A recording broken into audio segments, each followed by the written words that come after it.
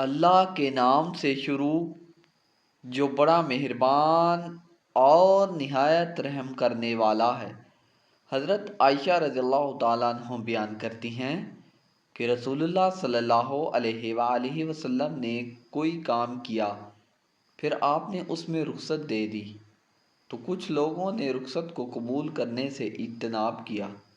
پھر رسول اللہ صلی اللہ علیہ وآلہ وسلم کو اس بات کے بارے میں پتہ چلا تو آپ صلی اللہ علیہ وآلہ وسلم نے خطبہ ارشاد فرمایا، اللہ کی حمد بیان کی، پھر فرمایا لوگوں کو کیا ہو گیا ہے، جو کام میں کرتا ہوں اس سے دور رہتے ہیں، اللہ کی قسم میں اللہ کے متعلق ان سے زیادہ جانتا ہوں اور ان سے زیادہ ڈرتا ہوں۔